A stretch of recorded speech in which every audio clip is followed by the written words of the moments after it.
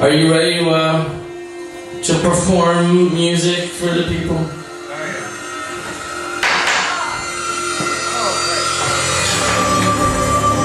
Play the thing! God damn it! You're supposed to play the thing and turn the light on at the same time. Remember we went through this?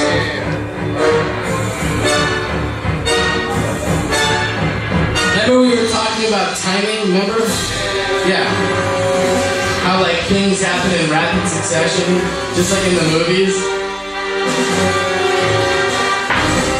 Are you kidding me? That'll be San Francisco. Wow. You know. So K-Rob is ready. Mr. Capurro, any tidbits to start the show with? A little something that you may have discovered while body surfing the internet? Don't comment anything about Smurfs coming my way. I know. That's weird. I have the power to know that. Ladies and gentlemen, Dr. Hal will now answer your questions. Swear words are so useful.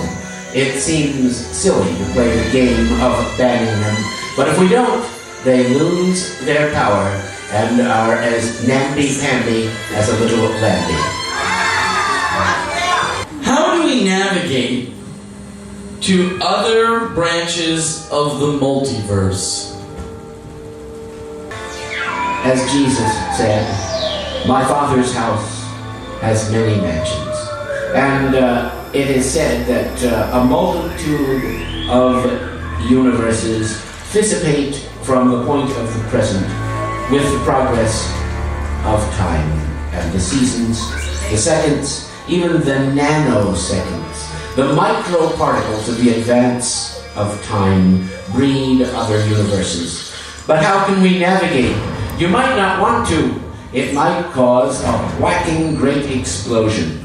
When one universe actually comes into phase, actually touches another universe, I think something like that happened back at the beginning of this universe, and we call it the Big Bang. One Big Bang, a good thing. Two Big Bangs, not so good.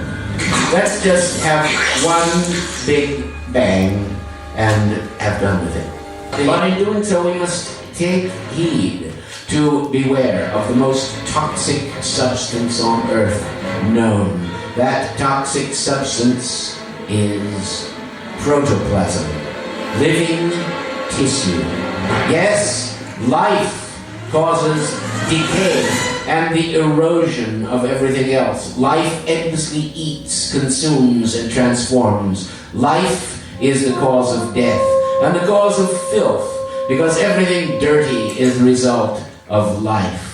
The lunar regolith, where life has never flourished, is as clean as the pristine sands of the beaches of paradise. But the soil of Earth is full of the foul gases of decomposition and the loathsome and detestable putrescence of dead things and the dying. But you know, we are the beneficiaries of that process. We are the scum upon the surface of this cauldron of toxicity and death. We, by being the outer rim, escape the destructive combustion on the inside. So let us enjoy each moment that we are on the surface before we too sink into the interior and become part of its foul inside. Well, when does Planet X arrive in our solar system, and when will it be nearest to Earth? What's Planet X, Hal? Been there, done that. Planet X already done arrived, and now it's gone. X is the planet that has not been discovered, the planet that is out there remaining to be discovered. Furthermore, it is thought to be the abode of the Xists, the doomsday extraterrestrials, which, according to subgenius mythology, will arrive on the Earth at X Day and destroy all who are not subgeniuses. They, however, will be lifted up in what we call the rupture in the pleasure saucers of the sex goddesses. And let's go. Dr. Hal, Yeah? why do we spend trillions of dollars trying to get into outer space when we're already there?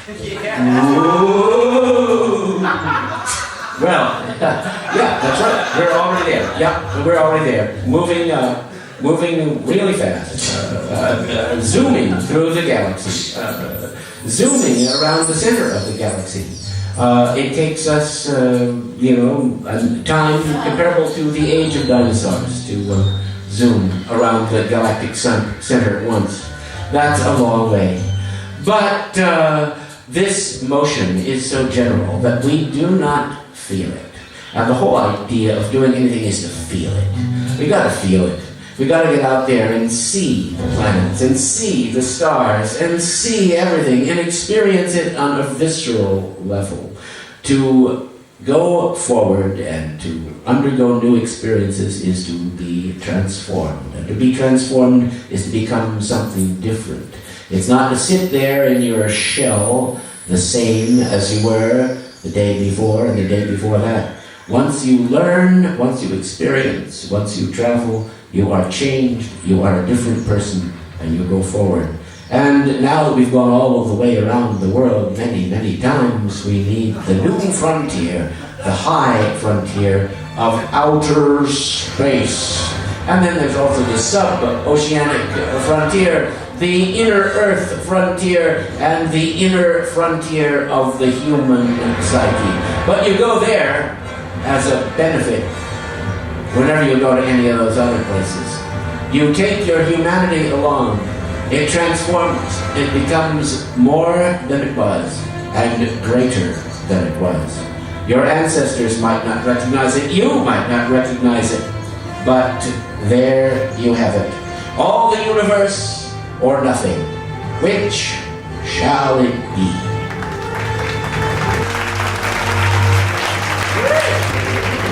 A critique of reason, or of pure reason, is something that fits well with the ethos of the contemporary sensibility.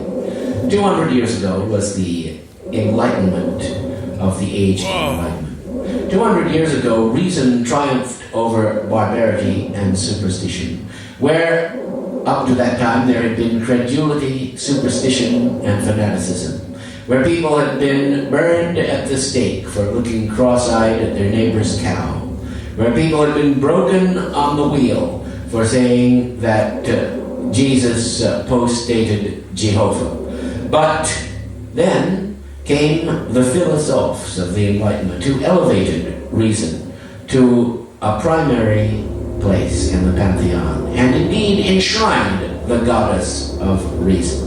Now, one can criticize reason, as people immediately started to, even very humane and well-thinking people, for being too cold a system, too syllogistic and classical, not containing the warm breaths and airs, the moist excitements of human life. But that is where reason exists, in a Palladian plane of logic, and the ultimate authority of mathematical purity and certainty. Although Blake called this Newton's sleep, and thought that reason was running roughshod over the eternal verities, it actually was a great breath of fresh air that the human race needed to take.